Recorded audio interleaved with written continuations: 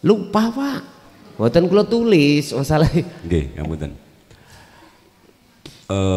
Klik kita neraka, surga dan sebagainya kan di dunia ini. Tadi pertanyaan saya bahwa Gusti Allah itu tidak butuh Rasulullah, tidak butuh nabi, malaikat dan sebagainya.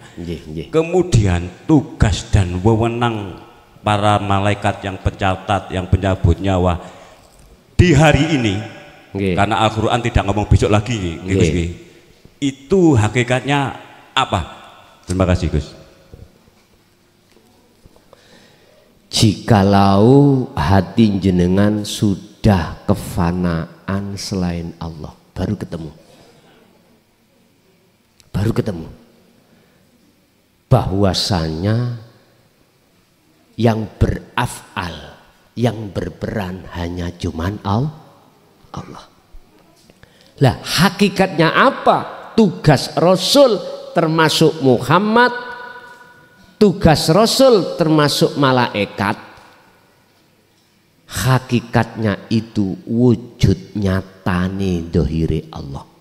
Wis sampai nek dereng dumugi akad tak jamin ndas ngeluh.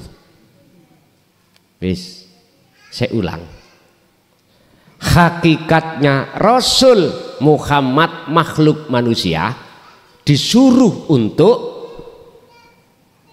memberikan petunjuk atau memberikan fatwa-fatwa terkait masalah tauhid, atau malaikat yang Allah suruh untuk njabut nyawa, untuk njabut gini, itu sebetulnya nyatane wujud dohiri Allah.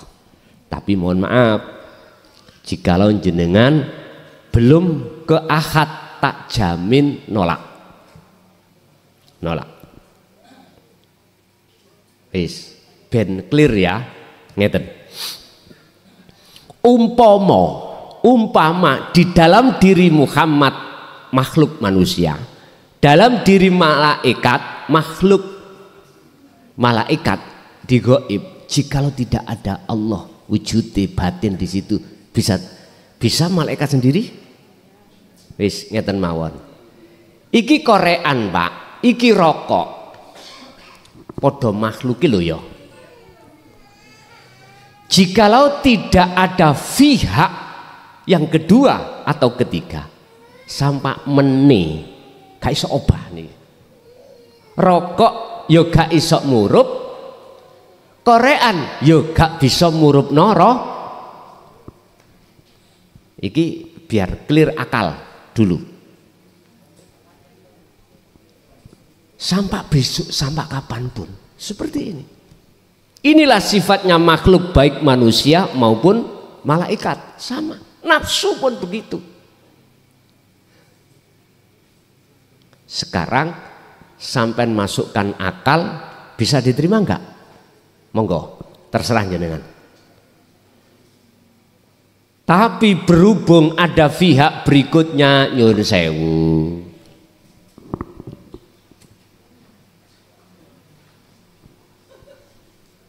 nyun sewu, kemarin saya diharamkan Pak. Nggih, diharamkan kula rokokan niku. Ya wis rapopo. Walaupun kula mlebu neraka, sing penting nerakane adem, ngoten mau. Daripada mlebu surga, surgane ongkep. Ngoten. Kalau jenengan memandang makhluknya, mesti jenengan akan berkata murupi rokok sebab korek akal. Realita memang gitu. Sehingga jenengan akan mengatakan dalam iman kita selain Allah itu bisa memberikan manfaat. Nah, nyatanya secara syariat gitu. Kalau tidak dikorek ya mungkin korean gak ada manfaat. Sedikit aja. Lihatlah yang menggerakkan tadi. Lihatlah hidup nyatane wujud batine Allah. Jikalau tidak ada itu, bagaimana mungkin korean dan rokok bisa bergerak?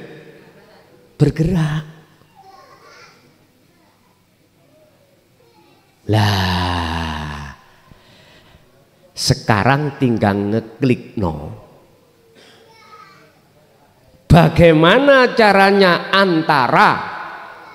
antara gulolan korean iku nggak ada bedane. Ngelu pindho niki. Bagaimana caranya dat Allah dengan nurullah itu nggak ada bedanya. Bagaimana caranya setrum dan cahaya setrum sebagai wujud dohire setrum iki nggak ada bedanya. Bagaimana ini harus sampai tembus, sampai tebus birriyadoti wal azkar, prihatin mepes rogo, ojo mangan gak luwe, ojo turune gak ngantuk, ojo ngombene gak ngelak. Wal azkar, satu sisi hatimu harus terus setiap napas berzikir. Pertanyaane saged ta? Lah ngoten nggih. Niku bayangan sampean kali kula. Lah wong aku iku ya ngingoni anak, ngingoni bojo, kerja, sosialisasi sama manusia. Apa ya iso? Pak, nyun sewu. Gusti Allah gak beratno jenengan. Biqadril imkan wis lakonono sak mampumu.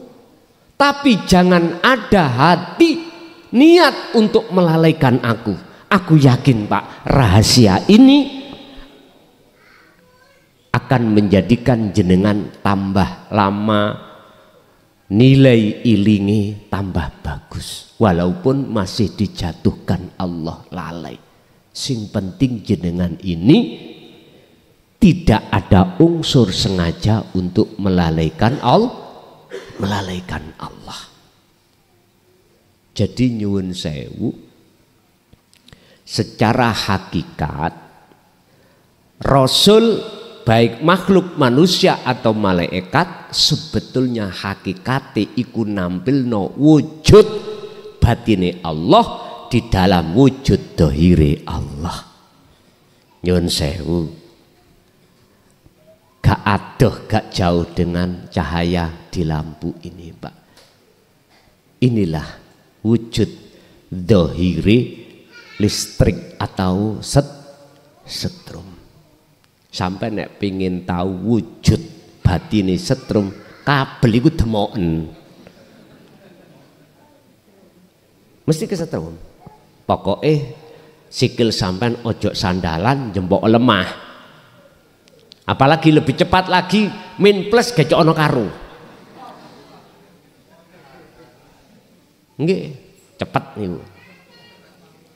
Ya. Sekarang timbul pertanyaan nih, bagaimana antara cahaya ini dengan setrum la farqa bainahuma di dalam hatimu tidak berbeda. Inilah yang kumaksud ahad itu. Lah untuk mencapai ke ahad sederhana, surat Al-Kahfi ayat 110 solusinya di situ. Birriyadati wal azkar. Pun titik. Yang ke sampun. Oh sampun. Boleh satu lagi Gus. Coba kita kasih kesempatan yang lainnya. Kalau nggak ada silakan. Kalau masih ada, kasihan yang lain.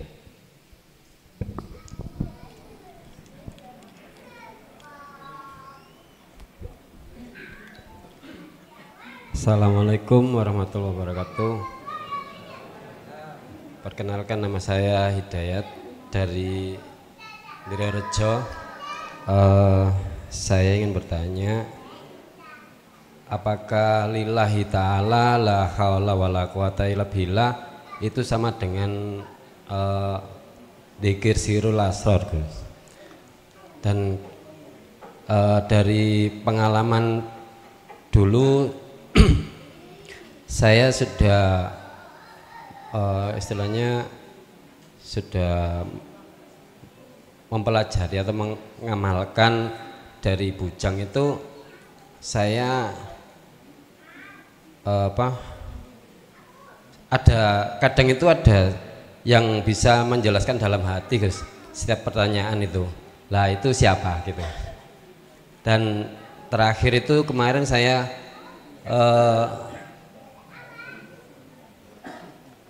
dalam bekerja itu saya naik sepeda motor. Di situ saya itu mau nyalip mobil, tapi dalam hati itu saya dilarang. Ojo disalip kok tiba gitu. Tapi dalam hati saya lain lagi tuh bilang mosok sih gitu. Akhirnya saya terabas. Akhirnya ya jatuh sendiri juga.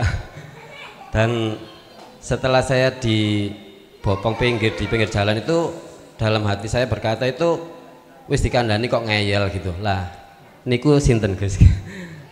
Dan saya terakhir kemarin itu, saya setelah zikir waktu malam itu saya rebahan tapi posisi tidak ngantuk, Gus. Saya batin ya Allah, saya kepengen ketemu jenengan, tapi dalam hati itu langsung ada yang jawab, yo ayo tak terno gitu. Cuman dalam waktu itu suasananya sangat gelap semua, Gus. Dan waktu saya teruskan itu semacam saya itu melayang kayak terbang. Lah itu ada awan-awan hitam, tapi menuju ke cahaya seperti waktu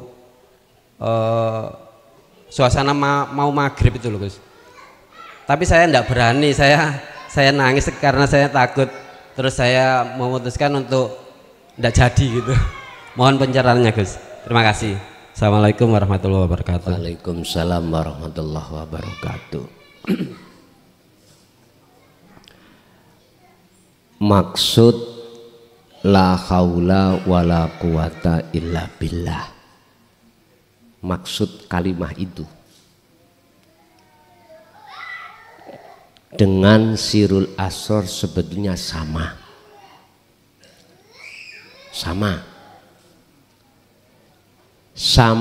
maksudnya, cuman tergantung kita mengartikan la haula wala quwata illa billah atau dzikir itu dari sisi mana. Banyak orang yang paham arti, kalau saya mengatakan bukan arti, ganti bahasa. Tidak ada daya upaya apapun, kekuatan apapun kecuali datangnya dari, itu alih bahasa sebetulnya. Apa translate dang nih, bukan arti. Kalau arti maksudnya bagaimana? Kalau kita hanya sekedar membaca, itu tidak bisa tembus maksud di dalam hati, nggak bisa. Sekedar kita wirid, dan ini nanti akan menumbuhkan keistiqomahan ini tentang karomah, yang karomah ini akan menghalangi hatimu terhadap wujudnya Allah. Karena kita cuman wirid, translate. Tapi jikalau kita wirid, artinya beda. Maksudnya apa? Hatimu tidak boleh ngaku. Kita sebagai manusia makhluk ini gak boleh merasa kita bisa ini, bisa itu, punya ini, punya itu, nggak boleh. Akhirnya sampean trapno ning ati. Dalam segi aktivitas apapun, jenengan sudah meniadakan wujud makhluke yang bisa tadi. Diibatkan, ditetapkan nang hati sampean, wujud akunya hidup, yaitu Allah itu. Lah inilah kan gak dibaca Pak, gak dibaca, maksud dan arti itu gak dibaca, tapi dilakoni. Wis, jikalau ini terus sampai lakukan disebut wirid istiqomah, maka disitulah muncullah namanya warid. Warid itu apa? Nur ma'rifat yang akan fungsinya yang akan mengusir kegelapan,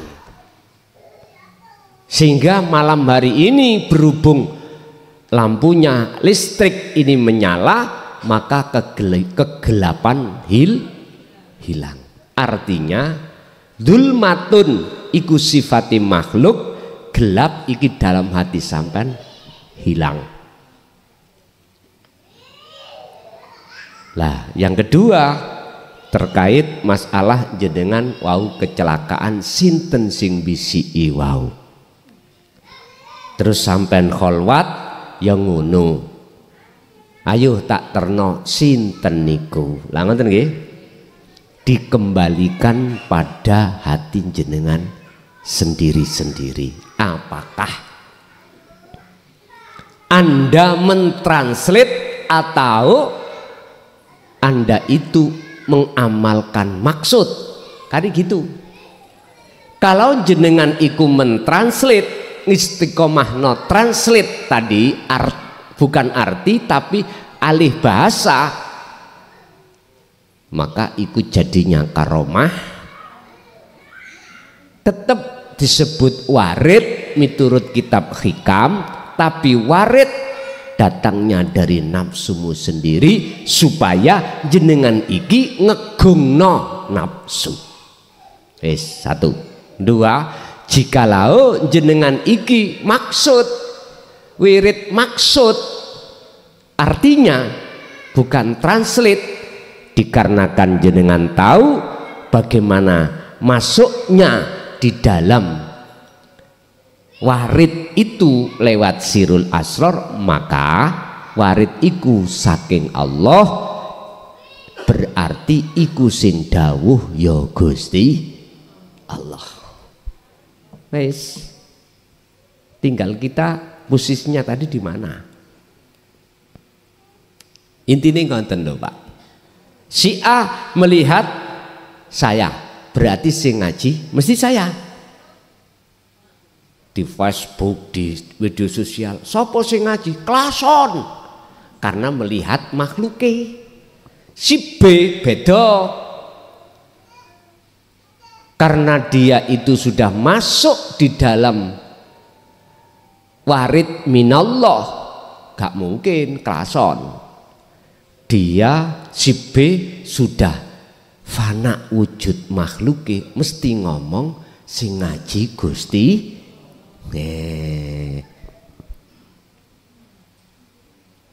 Wis nek sik dorong dong mpun dipeksa ya. Wis tak proses. Apabila tidak ada Allah dalam diriku, cocote klason ini gak iso ngomong, jeplak nggak bisa.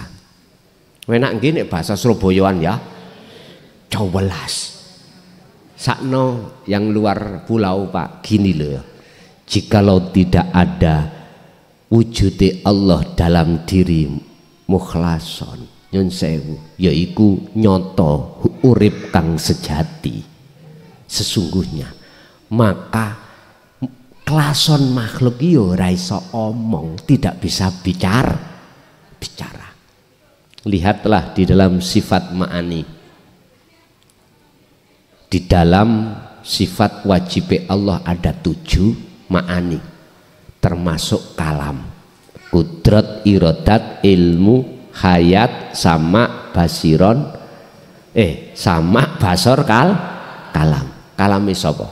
Ayo. Kalam itu ucapan. Yang di dalam kalam ada nufus, anfus, tanafus, nafas. Petang perkara jadi satu menjadi kalam. Kalam itu apa? Tinggal jenengan mandang dari mana Kalau mandang sampean dari sisi makhluk, yo omongane klason, yo ucapane klason. Tapi nek jenengan mandangi kalam itu dari Allahnya, beda lagi. Inilah perbedaan antara ahli syuhud dan ahli hijab itu di situ, Pak. Kalau bahasa saya ngeten, sederhana.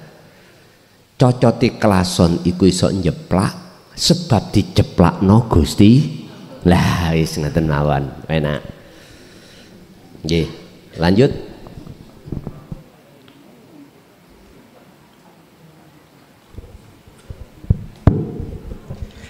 Assalamualaikum warahmatullahi wabarakatuh. Yang saya tanyakan Gus, sesuai tadi Gus Muklason menjelaskan bahwa harta istri, suami, anak tidak ada gunanya. Yang saya tanyakan Gus, secara hakikat kita sebagai manusia yang pastinya kita semuanya berumah tangga dan punya pikiran untuk mencari nafkah, membuatkan anak rumah atau kumpul-kumpul beli tanah, Gus.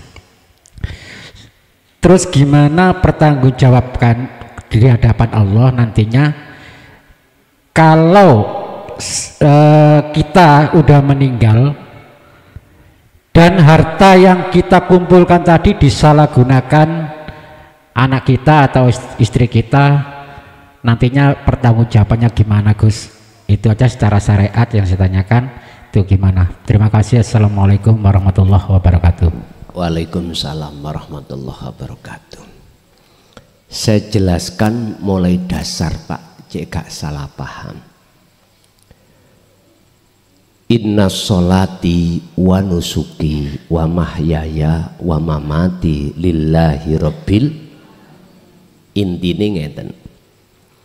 Semua apa yang Allah hadapkan terhadap kita adalah berstatus titipan. Ya, berstatus titipan. Jenengan dititipi garwa, putra, harta benda. Ini tidak akan pernah Allah hisab manakala jenengan amanah. Wujude amanah, jenengan tidak ngaku. Inilah yang dimaksud fisabilillah. Jenengan laksanakan titipan itu di jalan Allah. Beda loh pandangan syariat. Pandangan syariat gini, harta yang dimaksud di jalan Allah kamu serahkan kepada agama. Dalam agama mbuh dibuat masjid, ya, dibuat gereja, dibuat faktor kalau perang, dibuat alat perang, digangi ngoni anak yatim, rondo-rondo sing tua-tua. Beda loh nek rondo nom muda, beda lagi, khawatir kok ada unsur lain. Atau ada acara keagamaan sumbang, ini secara syariat dikatakan hartamu kau jalankan di jalan Allah. Kalau kumandang bukan, sebab secara hakikat Allah itu mandang hatimu kemana. Boleh kau transfer terhadap masjid, acara-acara apapun yang bersifatkan agama, apakah nyantuni anak yatim, ya, tapi hatimu tidak mengakui jikalau kau yang melakukan. Inilah menurut pandangan hakikat itu fisabilillah. Makanya mengapa Kanjeng Nabi mengatakan orang yang membela agama perang di medan perang disebut syuhada. mati syahid indallah. Nah, ini yang tidak pernah didiskusikan. Syahid itu bagaimana sih? Syahada yusyahidu, bersaksi menghadap pada Allah. Apakah karena Allah perangnya atau perangnya karena yang selain Allah? Makanya dalam satu hadis, tolong diingatkan, hadis sahih apa ndak, cara Quran apa ndak, ngeten. Wong Islam A gelut ambek Islam B, qatil muqatil, saling bunuh membunuh, kedua-duanya finar. Iki ya apa iki? Padha Islami gelut, tapi dikatakan padha mlebu nerakane. Bapak Ibu, dari pertanyaan harta yang kami tinggalkan itu, bagaimana pertanggungjawaban saya di mata Allah besok itu?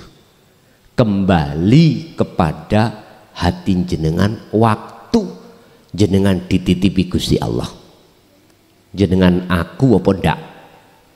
Kalau tidak sampai akui, mana yang dihisab?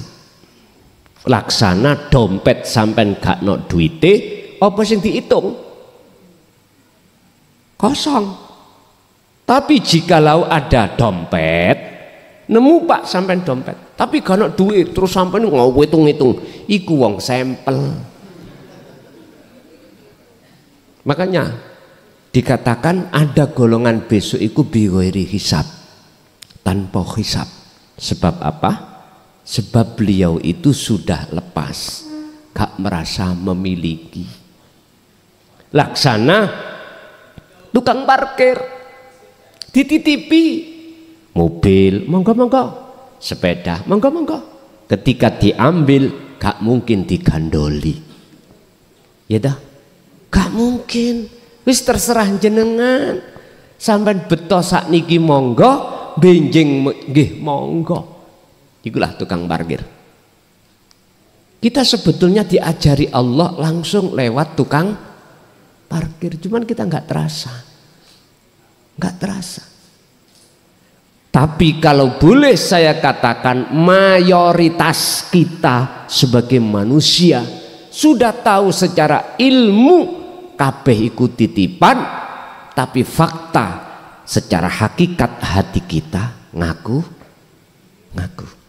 Susah Pak, gak kongkon ngaku gak, wis susah, wangel ngoten lho. Karena fakta realita milik kita. Garwa ya kita simah dengan ritual akdu nikah. Lah ngoten nggih. Wekku nek dilirik wong, wow. Wis. Memang kita manusia itu prosesnya dari arah itu. Anak, harta benda, kita merasa kita yang kerja, kita merasa dari keringat kita sendiri, akhirnya jatuhnya kita wajib mengakui. Banyak orang membaca tapi tidak bisa melaksanakan. Inilah sedikit orang yang tidak bisa membaca tapi dia bisa melaksanakan. Justru orang yang seperti ini dihukumi orang-orang yang merasa pandai, ini orang sesat, padahal ini kekasih Allah. Memandangnya maca bismillah gak teteh besemeleh, kok dikon dadi imam, wis gak cocok. Tapi mohon maaf loh ya, nek umpami kula banding dua orang, si afasih maca Qur'ane tajwide nahwu sorope oke, tapi hatine belakrak nang Gunung Kidul, belakrak nang Bokong semok. Nek cara kula, nek pilihane mung loro, si B maca bismillah secara makhorijul huruf gak teteh, waladhdallin ngono ngalam mohon maaf lho ya, tapi hati ini dunung makrifat Allah. Kula pilih niki ndak estu, aku mending niki. Sebab apa Pak? Kita sudah diperingatkan. Dawuhe salah satu ulama ahli makrifat kitab hikam, kuwi nek golek kanca idek, golek kanca senajana wong iku ilmu dhahire ora ngerti blas alias pekok, sing penting ilmu batine ngalim. Lah niki apa sebabnya? Sebab engkau jagong sak jagong, ngomong sak ngomong, mesti hatimu diseret nyedek nang Gusti Allah.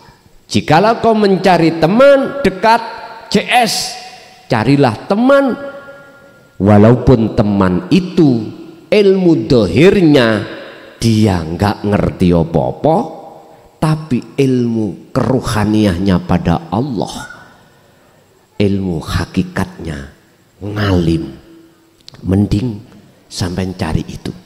Sebab apa? Yang kedua, jikalau kau mencari orang yang tidak seperti itu, ngalim ilmu dohire, ilmu batine iku mau pekok, apalagi dohir batin pekok, mesti kau diajak bahas hatimu menyang sakliyane Gusti, seperti itu. Guys, tergantung jenengan. Iki nek menurut makalah ini menurut saya berharga sekali, menurut saya. Tapi bagi Anda yang tidak sefaham, iku makalah recehan nih. Monggo sak kersa jenengan, iku hak Anda. Bapak Ibu, jadi apa mangrek pertanyaan belakrak untuk pertanyaannya tadi loh. Oh, pertanggungjawaban nggih. Kesimpulannya jenengan jikalau pada waktu di dunia jenengan amanah bebas. Nanti diteruskan anak, tergantung anak. Urusannya anak. Sampean sudah lepas. Anak itu nanti bagaimana? Sama dengan jenengan apa enggak?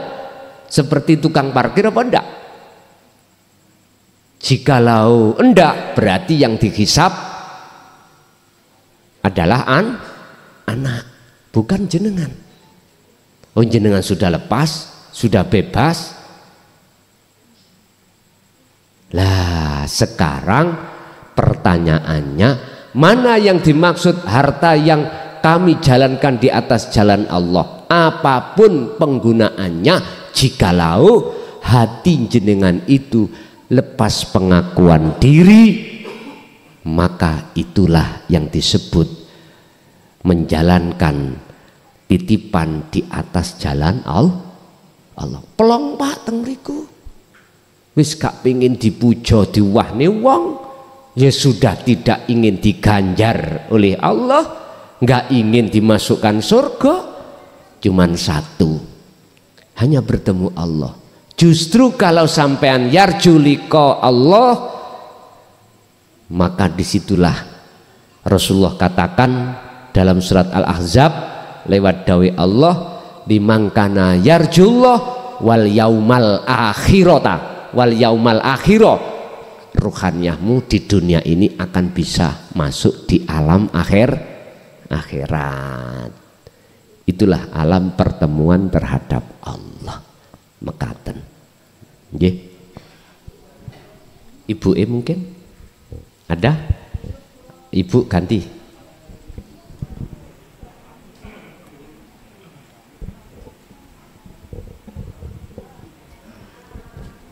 Assalamualaikum warahmatullahi wabarakatuh. Gus, niku wonten napa nggih dahulukan akhirat karena pasti akan ikut semua, dan yakin yang jelas akhirat karena dunia itu kita bukan apa-apa. Ngoten niku leres tagus nek kita mendahulukan, tapi lama-lama nggih terasa sendiri, terasa gak ada apa-apa, tapi kok tak disangka datangnya selalu datang wa mayatahilaha yaja'alahu mahrojan dari mendahulukan itu. Sampun Gus, nyuwun penjelasannya. Assalamualaikum warahmatullahi wabarakatuh. Waalaikumsalam warahmatullahi wabarakatuh. Kita harus paham apa dunia, apa akhirat dari sisi hakikat. Jangan kita pahamnya dunia dan akhirat dari sisi syariat saja. Kalau sisi syariat kita mengatakan dunia hadza, ya niki alam niki, lah ngoten nah. Dunia ini. Kita ngomong akhirat besok kalau sudah proses yaumis sya'ah, hari penghapusan, penghancuran seluruh isi alam dunia dan alam langit hancur, yaumil yub'ats, di situ ada alam kebangkitan, lalu ada yaumil hisab, alam penghisapan perhitungan. Iki pemahaman dari si syariat sesuk mbuh kapan. Lah ngoten ya? Wis. Oke. Kita harus memahami alam dunia iku apa, alam akhirat apa dari kacamata hakikat.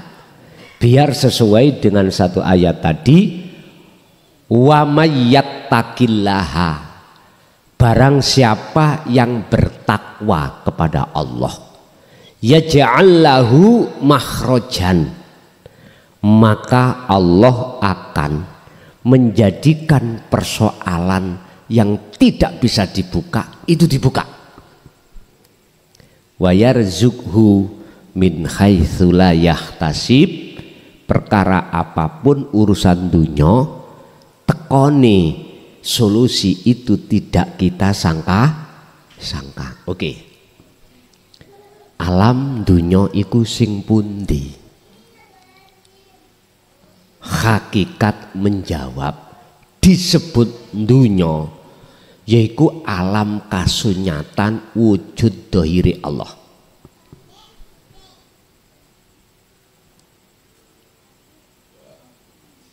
Terserah jenengan masuk di dalam kasaf alam muhadoroh kasunyatan ini apa alam kasafah, terserah, sama. Yang dimaksud alam akhirat itu pandangan hakikat, alam di mana hatimu telah kefanaan wujud selain Allah. Inilah wal yaumal akhiro, Anda bisa masuk waktu-waktu akhirat. Contohnya ngeten, misalnya jenengan sholat, misalnya, atau aktivitas yang lain, hati jenengan la yarawna li anfusihim syai'an, sudah kefanaan diri jenengan yang melakukan. Kalau sudah kefanaan diri jenengan yang melakukan, nyoto yang nyata wujud atas nyatane Allah batin, atas wujud nyatane Allah dohir. Itulah alam akhirat. Barang siapa saat dimasukkan Allah di alam akhirat untuk bertemu Allah, maka orang ini pasti hatinya dilalaikan Allah dengan alam dunia. Bagaimana tidak lalai, wong selain Allah itu sudah enggak ada. Bagaimana mungkin saya akan ingat alam selain Allah iku wujud, lah wong aku gak wujud. Ngoten lho maksudnya. Memang ngaji babakan tasawuf ati ku rada mbingungno ya kan. Tapi aku yakin singgahe jenengan paham gak bingung ya Gusti. Singgahe jenengan bingung ya Gusti. Wis manut ae. Pewenak kok. Dibayari mandor nggih diterima, gak dibayari ya mesti sampean digawe maneh meneh. Masalah dibayari yo, gak dibayari yo nri sawanang. Tapi yakin justru mandor koyok ngono bayaramu luwih gede dimudahne lewat apa-apa oleh Pak Mandor. Siji lho, sampeyan dibayari misuh-misuh mbok nian wong sakmene. Biasanya bayar aku 200.000. Padahal awalnya sudah diteken 150. Ngaten. Ngamuk-ngamuk. Aku yakin jenengan menika tinggai. Sebab mandor utawa jeragan iku mencari pekerja sing bayarane murah, pekerjaane giat. Lah ngoten nggih. Sampeyan takoki lah. Pengusaha-pengusaha mandor-mandor mesti ngoten. Tapi ojo nganut mandor sing nyelemping duwike tenagane kuli tukang. Teko jeragane 150. Dilong dadi 145. Ojo ngono. Lah timbang kecantol wetengmu ambek barang 5.000. Wis ta. Percaya gak percaya entenono kari ngenteni jogrukmu. Tahu jogruk? Di situ ambruk. Udahlah, kita ikuti ajalah sesuai aturan hukum yang berlaku. Makanya jarang Kanjeng Nabi, ojo gampang awakmu mangan keringete wong liya. Ngoten. Apa mang pitakoni mang lali ya? Oh enggak ah. Maksud daripada mendahulukan Pak Bu, wabtaghi fima atakallah darul akhirah. Di dalam hati sampean sebelum melakukan sesuatu itu didahului kekarepan, kehendak niki sampean lepas. Artinya jangan merasa kehendak itu jenengan akoni. Sampeyan lepas. Kalau jenengan mau melepas kehendak dalam diri, akan muncul kehendak sejatine kehendaki Allah. Berarti jenengan kalau sudah dalam hati merasa ini kehendak Allah, berarti jenengan sudah masuk alam akhirat. Udah. Dunia ini kok katut. Loh, katut memangnya. Akhirnya sampean berangkat mrene. Loh, katut dewe. Makanya mengapa di dalam surat Al-Qasas ayat 77 yang didahulukan akhirat dulu. Wabtaghi fima atakallah darul akhirah wala tansa nasibaka minad dunya. Ya, surat Al-Qasas itu. Dahulukan akhiratmu, tapi jangan kau lupakan bagiamu dunia. W.R. Supratman yang ngono, bangunlah jiwanya dulu dan juga bangunlah badannya. Mekaten. Oke. Ibu masih ada? Cukup Ibu? Oh ada, monggo. Ibu dulu. Oh nggih. Bapak wis telu ganti saiki ibuke. Assalamualaikum warahmatullahi wabarakatuh. bagaimana dikatakan dalam skala aktivitas itu sudah dikatakan sholat, dan siapakah yang sudah duduk di makom itu? Sampun ngoten mawon. Assalamualaikum warahmatullahi wabarakatuh. Waalaikumsalam warahmatullahi wabarakatuh. Lihat sholatnya. Sholatnya itu sholat syariat apa hakikat? Nah gitu dah. Kita biar nggak salah paham, masuklah di dalam Al-Baqarah 238. Di situ ada dua sholat. Hafidu ala sholawah. As-sholawah niki ay al-maktubah. Jamak berarti kata 5. Maksudnya sholat 5 waktu. Jagalah sholat 5 waktu. Tapi nggak berhenti. Was-sholatil wusta, sholat yang di tengah. Iki aslinya sholatnya ruhaniyah. Di situ menempati aqimus sholah.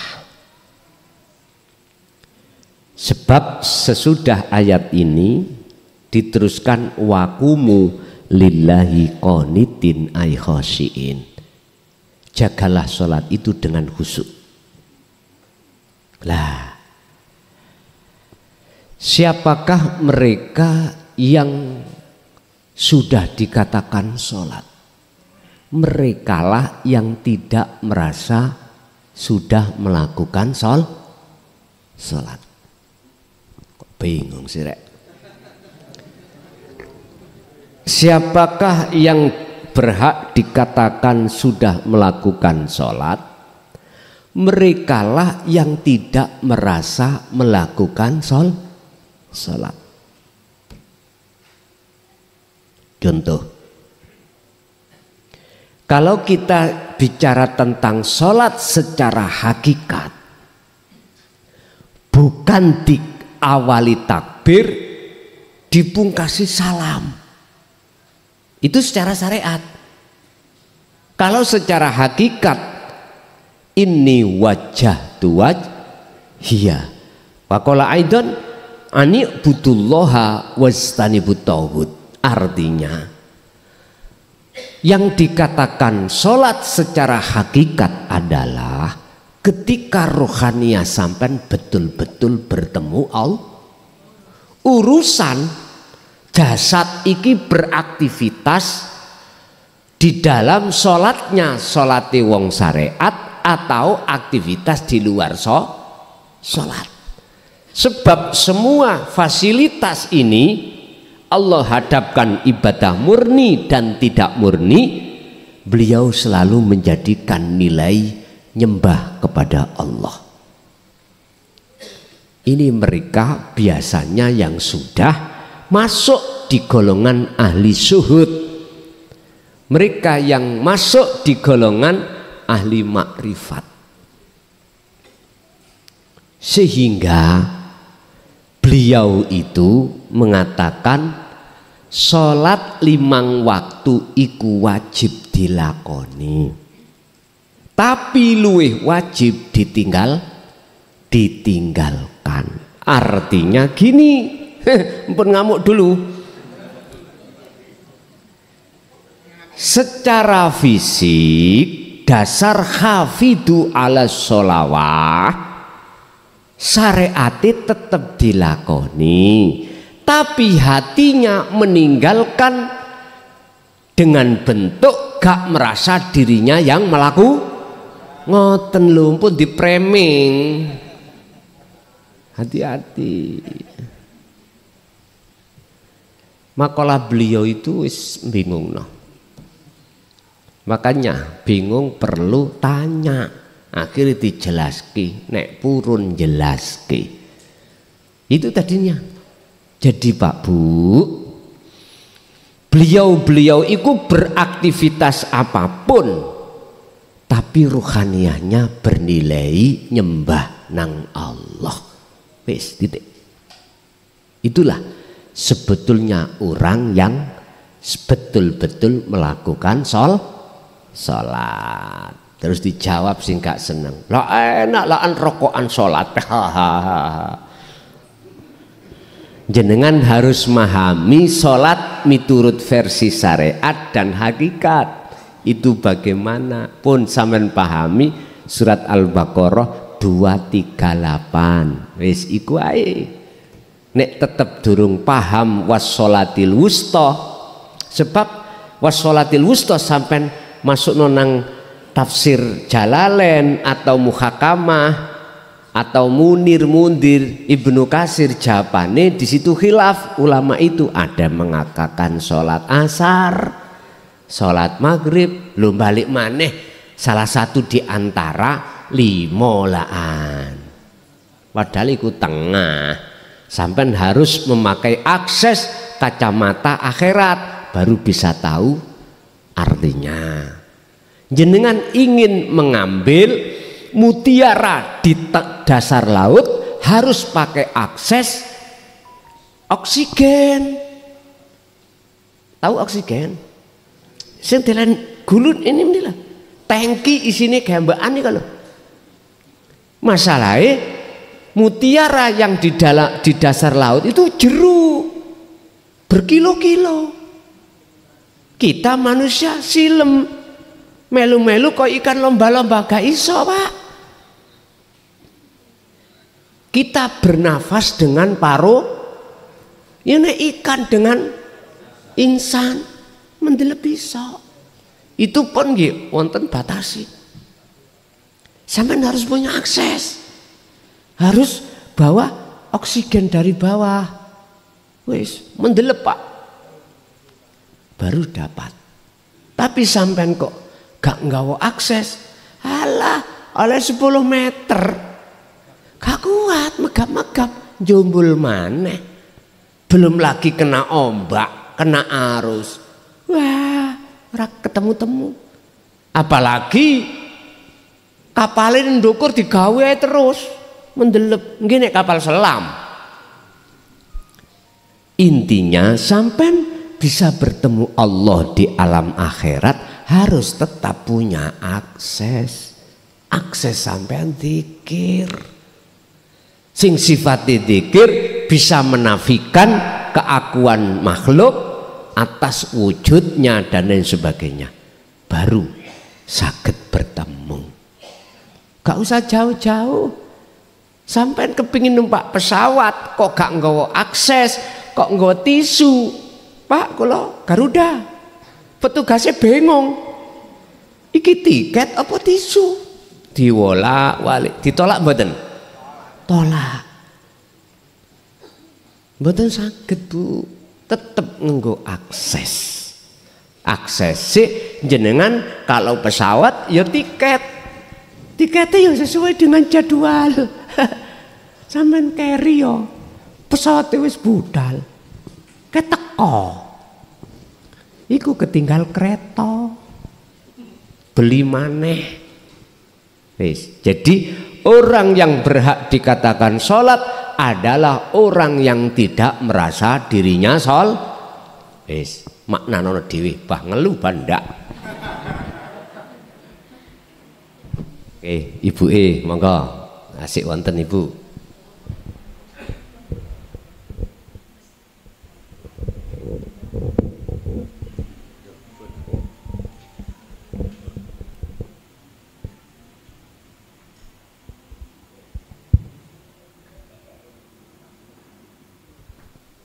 Sampun.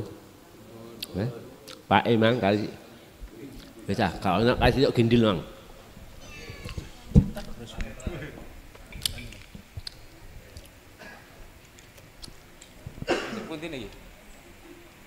Ini Bapak Islam. Baik. Assalamualaikum warahmatullahi wabarakatuh. Mohon pencerahannya Ustaz. Sama nggak zikir itu dengan sholat atau sholat dengan zikir? Kalau kita namun kemauan. Waalaikumsalam warahmatullahi wabarakatuh. Waalaikumsalam warahmatullahi wabarakatuh. Aqimis sholat lidzikri. Tegakkanlah sholat lidzikri, semata-mata eling aku. Surat Toha ayat 14. Kalau kita lengkapkan ayat itu, innani anallah la ilaha illa ana fa'budni wa aqimis sholah lidzikri. Pertanyaannya, sama enggak pengertiannya sholat dengan zikir? Kalau secara harfiah mboten sama. Harfiah lo ya. As-sholah ay ad-du'a. Lah ad-du'a iku sampean arteni minta apa sampean arteni menghadap? Kalau sampean arteni minta ya beda Pak, antara as-sholah dengan zikir. Sebab zikir iku ingat, dikatakan ingat, adzikru utawi zikir iku pelepasan nafi itsbat. Apa? Yakfur bitauhid wa yu'min billah. Melepaskan rasa keakuan diri kita sebagai makhluk yang melakukan. Itsbat berarti menetapkan keakuanku Allah yang melaku, itu zikir, berarti menghadap. Tapi jikalau ad-du'a iku sampean artikan menghadap, tidak minta lo ya, maka sama. Sehingga mengapa Allah tulis di dalam surat Toha ayat 14, aqimis sholah lidzikri, iku sebetulnya kita diperintahkan sholat untuk bersuci diri dari pengakuan aslinya seperti itu. Kalau bahasa hadis, dalam satu hari satu malam di depan rumah kita itu ada kolam Pak, ada sungai jernih.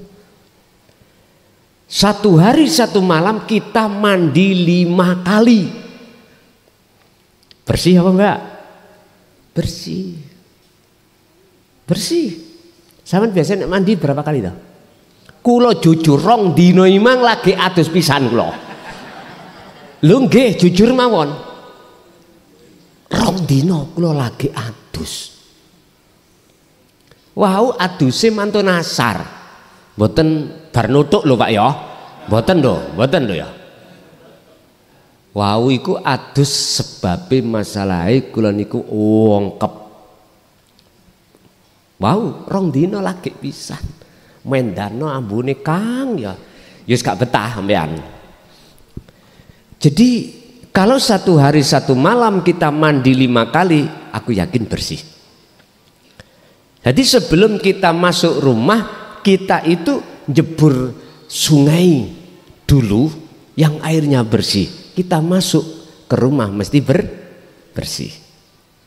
Lah sekarang as-sholatu ay ad-du'a, nek kita artikan memohon, meminta. Lah ini wong durung ketemu kok wis njaluk. Mestine ketemu wonge dhisik terus njaluk. Ud'uni astajib. Hamid delok dah, di situ ada ya mutakalim. Nih kembalinya keakuane Allah. Artinya Pak, jenengan iku petu ono sik, temuilah terlebih dulu yang memiliki yang Anda minta. Setelah ketemu, jenengan gak mungkin bisa minta, karena Allah sudah tahu apa isi hatimu. Makanya ayatnya mengapa Allah berani menjawab dari satu syarat, jikalau kau betul-betul memintanya terhadapku, bukan Allah lo ya, ku astajib mongko bakal tak sembadani. Loh, iku mboten main-main loh. Wis logikane ngene lho Pak. Bojoku meteng setugel ya, nyidam pelem. Jenengan sing kagungan pelem, kula metuki sampean dhisik apa kula nyowawat pelem? Ayo, mestine tata kramane metuki jenengan. Pakde, kula nyuwun peleme garwa kula nyidam. Aku yakin Pakde gak mungkin gak ngekei, karena saya pakai tata krama. Bahkan Pakde sanjang, wis son entenono tak jukukno karepku njauk situk, mesti dikasih kresek. Gak mungkin dikasih situk gindil, gak mungkin, karena kula kekasih Pakde. Gak mungkin. Beda Pakde gak ono ya. Wis tak ketepil Pak. Jenengan melihat dari gorden, siapa iku ngetepil? Lu klason. Wis jelas sampean teriaki maling. Lah ngoten nggih. Artinya Pak, banyak golongan kita doa kita artikan meminta, tidak kita artikan menghadap. Ini tergantung jenengan aja. Kita kalau golongan diam, mohon, meminta. Bahkan katanya kalau belum dikasih, minta terus. Bila perlu nangis. Kalau bahasa gulung-gulung bisa naik kayak arek cilik nangismu. Nyun sewu. Semuanya tergantung makomi masing-masing. Jadi itu tidak sama Pak, bila mana as-sholah kita artikan ad-doa itu meminta. Itu akan sama dengan dzikir manakala as-sholah kita artikan ad-doa iku menghadap. Mekaten. Nggih? Sudah enggak ada? Mungkin satu kali tadi penasaran Bapak Ian.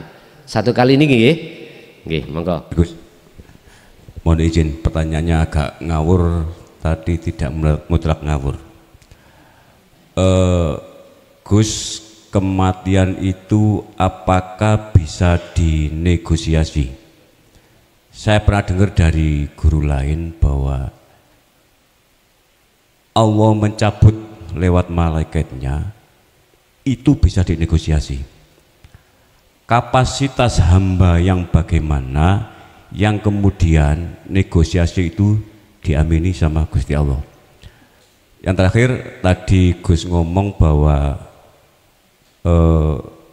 perang muslim dengan muslim, beriman dengan berislam itu adalah neraka, dan neraka adalah hari ini. Pemaknaannya bagaimana? Apakah benar bahwa yang menikmati menikmati neraka adalah keturunannya? Terima kasih. Yes. Dua pertanyaan, tapi ngomong emang satu pertanyaan. Ya gak apa-apa. Kalau kan gejok ya ngomong emang. Nah, ya tak jawab, tetap jawab. Bon, terkait kematian dibuka dalam satu ayat, idza jaa ajaluhum la yastakhiruna sa'ah wa la yastaqdimun. Artinya ketika ajal itu datang tidak bisa diakhirkan atau dimajukan. Berarti persis seperti itu. Tinggal kita memaknani ayat ini. Kalau jenengan pandang dari hukum syariat, mesti ajali jasad iki. Lah gitu. Pasti sama dengan satu ayat, kullu nafsin dha'iqatul maut, jasad. Tapi kalau jenengan mandangnya dari kacamata hakikat, kullu nafsin, jiwa. Mana kematian jiwa? Di saat jenengan menjelang akil balik, hati jenengan terkubur oleh kepentingan nafsu, akhirnya hati jenengan disebut hati yang mati hakikatnya.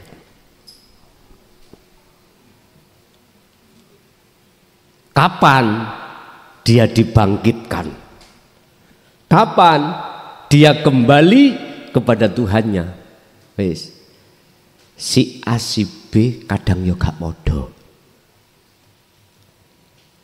Titiknya, detik-detiknya adalah niki minoritas.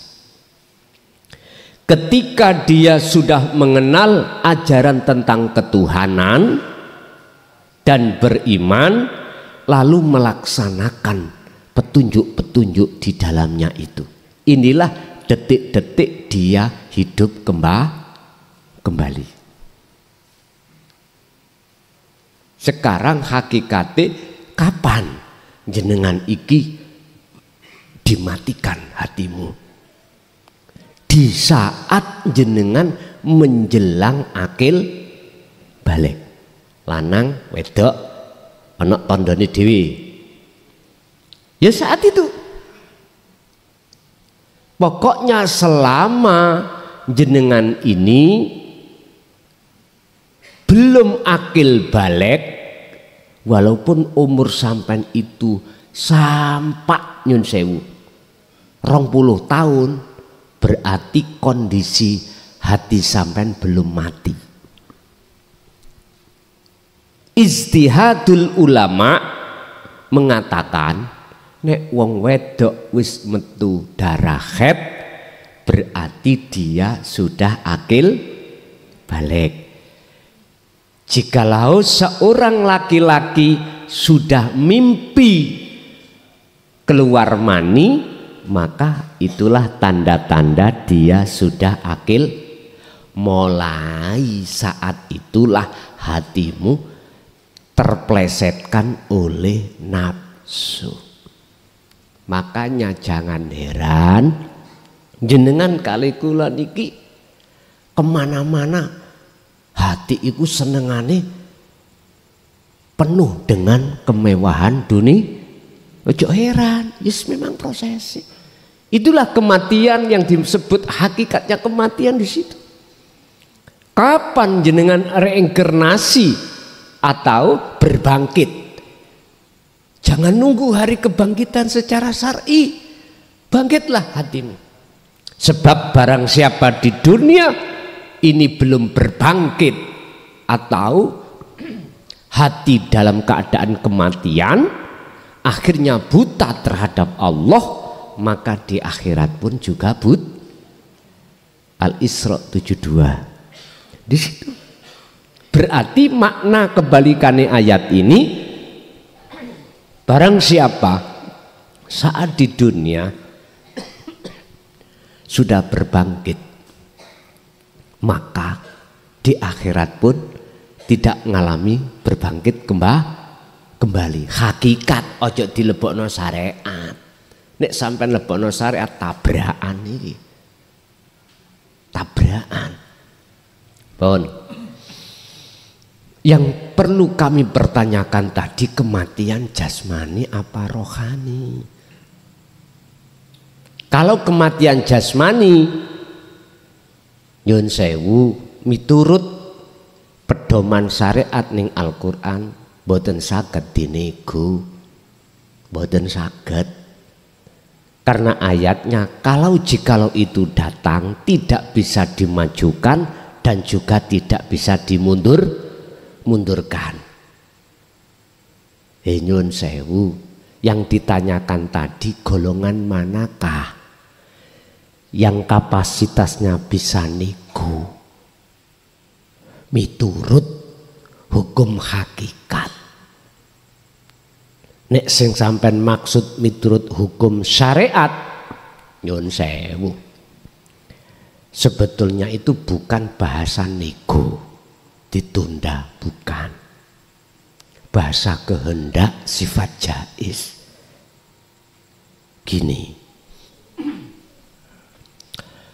nek sing sampean maksud kematian jasad tetep ora iso.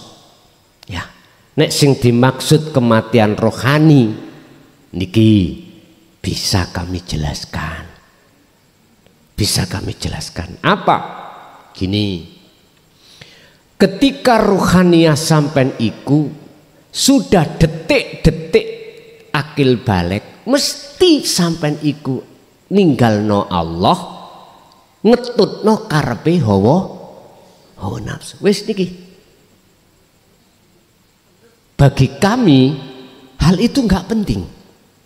Yang terpenting bagi kami adalah bagaimana Anda ini lekas wa anibu ila rabbikum. Balik maneh marani Gusti Allah.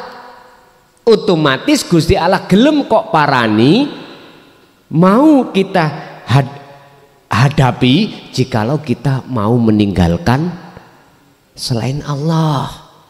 Gusti Allah pencemburu loh Bu, pencemburu.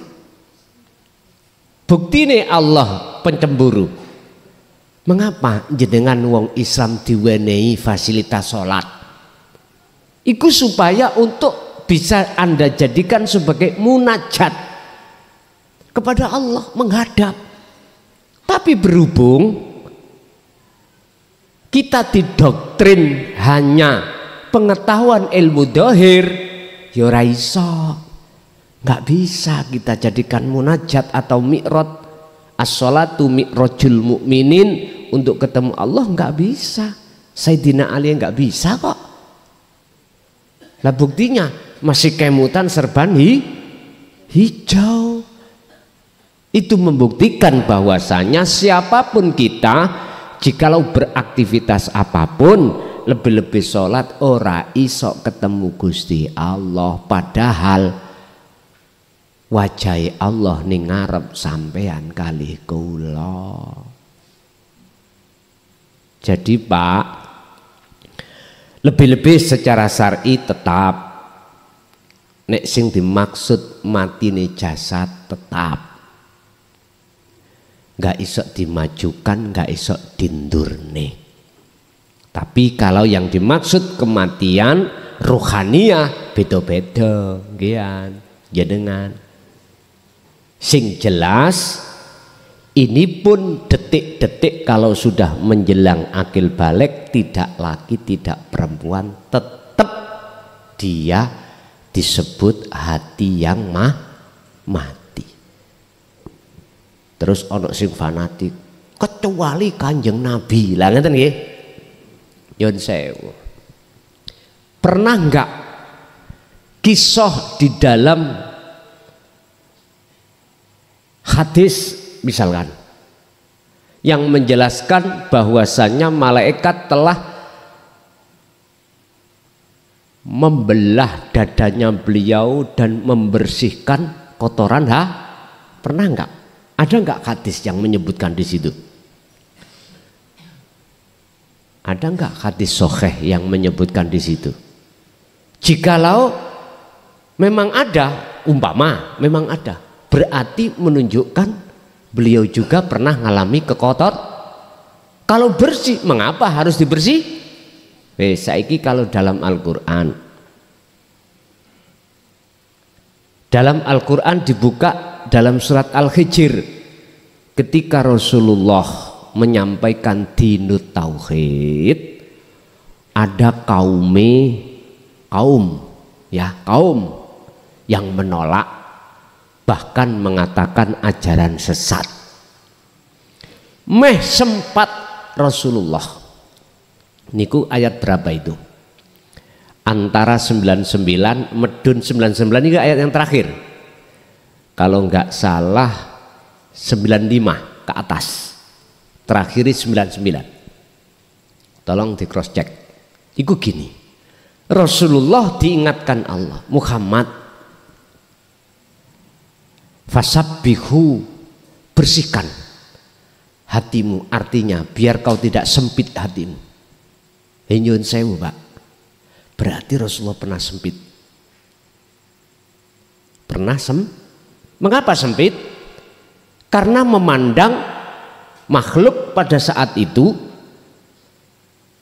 sang penolak, tidak memandang Allahnya, tapi langsung Allah ingatkan. Kalau nggak salah 95 sampai pendur. Tolong di cross check.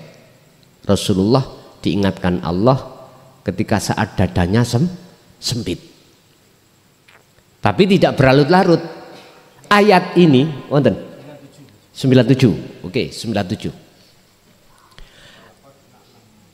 Ayat ini Bapak Ibu menunjukkan bahwasanya kita pun pernah mengalami kekotoran hati. Tinggal pertanyaannya, kita itu mendengarkan seruan Allah seperti Rasulullah mendengarkan seruan Allah apa mendengarkan seruan nafsu?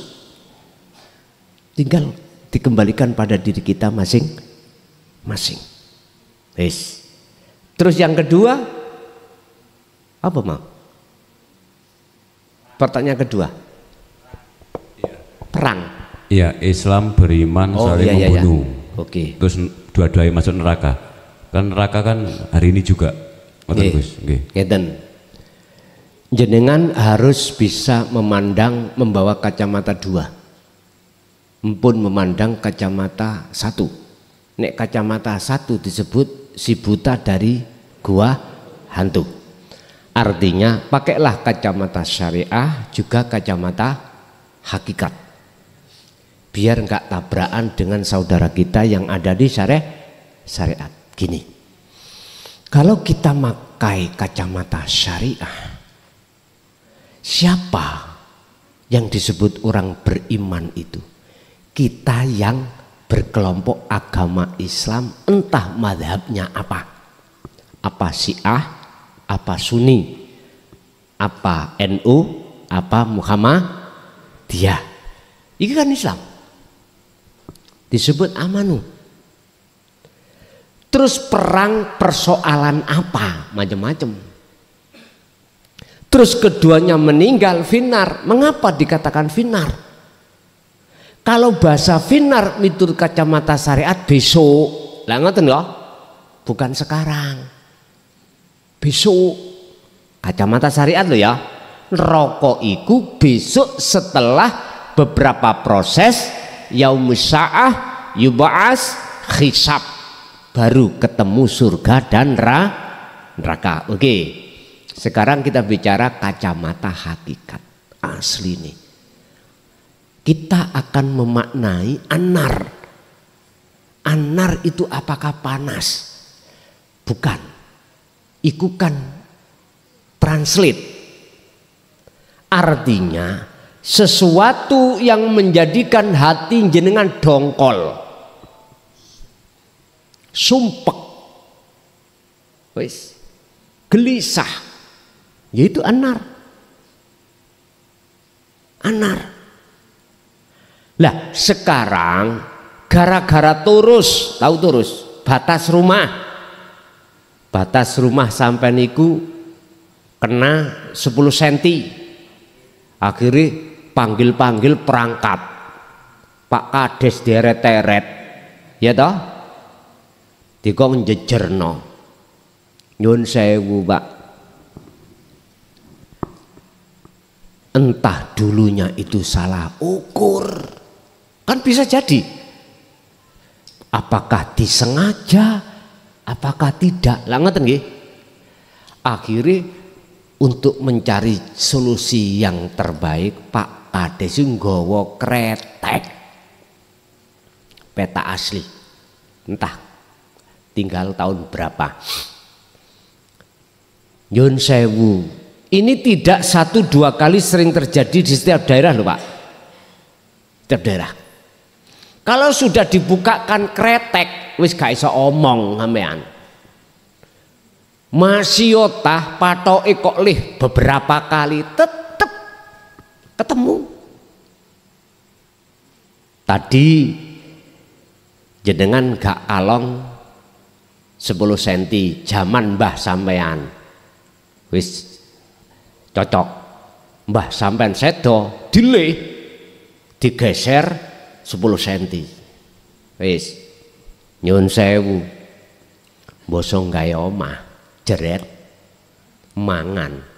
Jenengan dulu ngomongin mbah biyen semene iki tak ukur-ukur meteran biasa, ilang 10 sen gak terima, gegeran tonggo ambek tonggo. Wis ketemu kretek. Nek wis wak lurah wak cari nggawa buku sing Nyun sewu koyok lulang nika lho. Buku sing tulisane gak kena dibujak. Mbuh napa niku? Kertase iku rawak-rawek ngoten. Wis gak unsumi nek cara aku duka update-nya nanti bagaimana. Sik ana niku ning Balai Desa. Nek iku dibuka wis gak iso mbujuk. Terus meteran sing digawe narik ya gak kaya meterane tukang. Ana meterane dhewe sing gak iso kecolong. Meteran tukang iso kecolong lho. Tandane. Meterane sing digawa kades utawa sekdes iku duduk sembarang meteran. Wis mesti cocok. Dan ngukur iku ya ana teorine. Mboten kudu teko lor kidul. Oh, ana teorine sampean.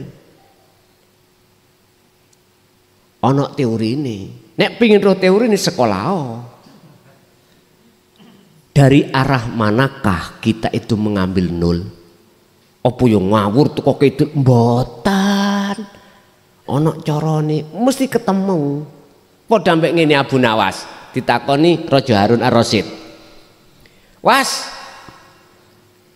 awakmu nek iso njawab pertanyaan aku iki, kata hukum. Kamu tak kasih pertanyaan ngalor ngidul iso njawab. Nek sitok iki gak iso. Mungguh akali Harun Ar-Rasyid. Napa paduka? Endi pusere bumi? Gampang Abu Nawas. Nggawa beting Pak dincepno ngarepe Harun Ar-Rasyid. Niki lho pusere tengah-tengahe. Nek gak percaya ukura ngulon ngetan ketemune mesti padha. Akhirnya akale Harun Ar-Rasyid, lah sapa sing gelem ngukur iki?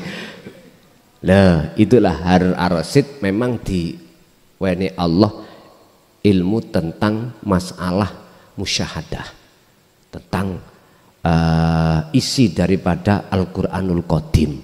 Jadi beliau sebetulnya itu yang menjawab bukan beliau. Jadi Allahnya di dalam dirinya. Ngoten. Jadi itu pandangan syariat. Kalau pandangan hakikat, nyun sewu, sapa sing katakan wong mukmin iki? Mukmin yang belum ihsan. Wis titik. Sebab wong mukmin nek wis ihsan enggak mungkin mempersoalkan perkara sakliyane Gusti. Sebab sakliyane Allah itu wis gak ono lalapo arepe diurus. Karena selain Allah bagi dirinya sudah tidak ada. Berarti mukminnya itu yang belum ning dunya wis ketok nerakane rupa medhongkol sumpeke ati tatkala tanah diserobot 10 senti. Cetha nggih? Pun Bapak Ibu hadirin jamaah rahimakumullah, itulah apa yang telah Allah fahamkan, ajarkan tentang ketauhidan, tentang ilmu hati dalam rangka untuk tinggalkan semua selain Allah dan menuju pada Allah. Mudah-mudahan ilmu ini juga diteruskan merkai terhadap anak putu kita ila yaumiddin. Lahumul Fatihah.